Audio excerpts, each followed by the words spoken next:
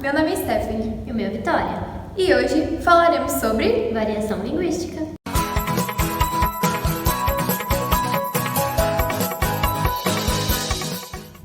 A linguagem é a característica que nos difere dos demais seres, permitindo-nos a possibilidade de expressar sentimentos, expor nossa opinião frente a assuntos relacionados ao nosso cotidiano e, sobretudo, promover nossa inserção social. Sendo a língua um instrumento vivo de comunicação, ela se modifica ao longo do tempo e, por isso, podemos definir variação linguística como capacidade que a língua tem de se transformar de acordo com alguns componentes. Nesse sentido, é importante ressaltar que a diversidade linguística não diz respeito apenas às diferenças entre as línguas, mas uma língua apresenta diferenças internamente. Isso se deve ao fato de que a linguagem varia conforme o grau de contato entre os indivíduos, ou seja, as variedades linguísticas não são individuais, mas se apresentam nas comunidades de fala, isto é, um grupo de falantes que compartilham as mesmas regras de uso da língua e as mesmas crenças em relação à língua. Como exemplo, temos a própria língua portuguesa e as diferenças apresentadas entre o português europeu e o português brasileiro. Quando o português chegou ao Brasil, foi se mesclando com os idiomas indígenas, africanos e, posteriormente, com as línguas dos demais imigrantes.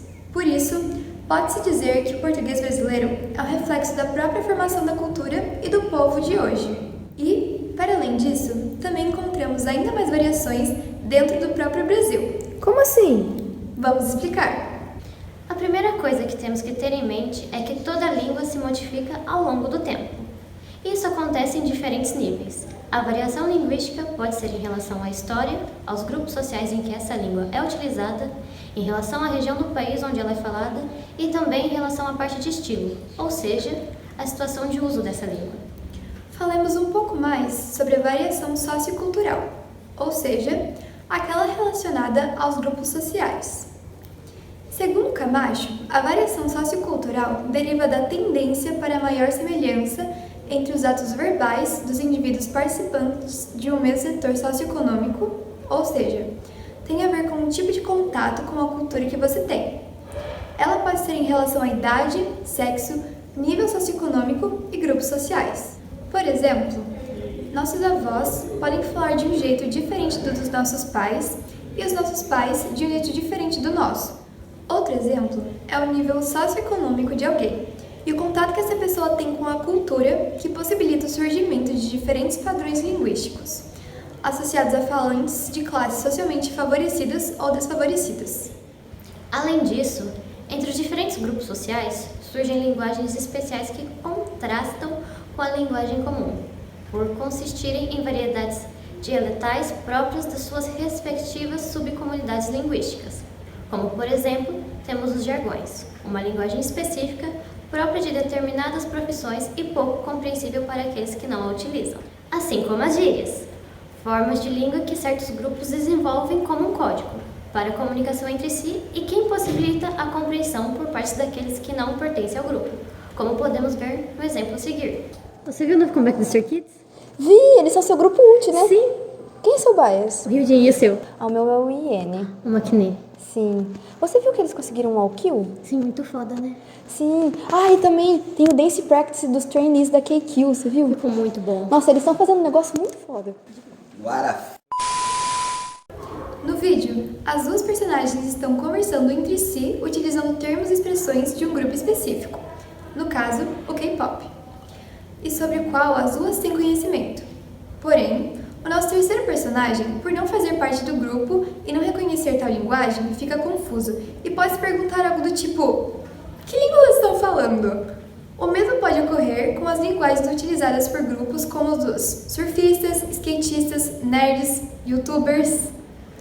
Outra forma de variação... Stephanie, eu vou comprar um cachorro quente, quer um? Eu tô gravando agora. Você come depois, não tem problema. Tá, pode ser, mas pede pra colocar em 2 vinas. Quer dizer salsicha? Não, vina. Salsicha. Vina? Salsicha. Não, é vina. Ah, vai dar no mesmo. Como eu estava dizendo, outra forma de variação é a regional, ou diatópica, que acabamos de testemunhar um exemplo aqui. E podemos notar uma variação de vocabulário. Grande parte do país utiliza o termo salsicha, mas de onde eu venho, no caso, Curitiba, nós falamos vina. E ambas as formas são válidas para designar esse embutido. Ainda poderíamos falar da variação clássica entre mandioca, macaxeira e aipim, mas a variação geográfica abrange não somente as diferenças lexicais, como também as variações fonéticas. Citando o exemplo dado por Camacho, é possível reconhecer um falante da região nordestina pela abertura sistemática da vogal pré-tônica em palavras como dezembro e colina, que em outras regiões são pronunciadas como dezembro e colina, com as vogais fechadas. Em algumas regiões, o E é pronunciado em posição átona final, como em leite quente, mas em outras é pronunciado como I, leite quente. Em alguns lugares, a pronúncia do I acarreta a palatalização do T, que passa a soar como leite quente. Ainda temos a variação histórica, que evidencia as mudanças que ocorrem com uma língua ao longo do tempo. Aqui podemos falar dos termos variante substituta e variante substituída. Por exemplo, antigamente dizia-se vossa mercê para se referir à segunda pessoa. Depois de um tempo, passou para vós mercê. E hoje falamos simplesmente você, ou até mesmo cê. Do mesmo modo, antes falava-se fotografia. Hoje dizemos apenas foto. Na escrita, é possível notar a variação histórica em palavras como farmácia, que antes era escrita com PH e hoje com F, assim como os hiatos I e U, que hoje são acentuados, mas eram seguidos de H, antes da reforma ortográfica de 1943, como em saúde. Termos como Bahia ainda permaneceram com o H por se tratarem de nomes próprios. Dentro da variação histórica, ainda podemos falar em neologismo e arcaísmo. Arcaísmos são termos que eram falados ou escritos no passado, mas que hoje estão em desuso, como chumbrega, que seria algo de má qualidade, ou a expressão pão para dizer que alguém é bonito. Já os neologismos são as novas palavras que vão sendo incorporadas na língua, como deletar, no sentido de apagar, que veio do verbo inglês to delete. É importante dizer que a legitimação das variantes históricas se dá através da língua escrita. Por fim, temos a variação estilística, ou diafásica, que está relacionada com as situações de uso da língua, em que contexto o falante irá utilizar a língua, para quem ele está falando e com qual intenção, de modo que ele possa optar por uma linguagem formal ou informal. Para finalizar, é importante ressaltar que o mesmo indivíduo pode utilizar mais de uma variante ao mesmo tempo, ou não, dependendo da situação comunicacional em que se encontra. E nenhuma variedade é simples demais, superior ou inferior a qualquer outra. Elas são apenas diferentes. E todas, sem exceção, constituem-se de maneira regular e sistemática e possuem uma estrutura organizada e complexa, compartilhada por suas respectivas comunidades de fala. Por isso, é importante reconhecermos as variações para não cairmos no erro do preconceito linguístico.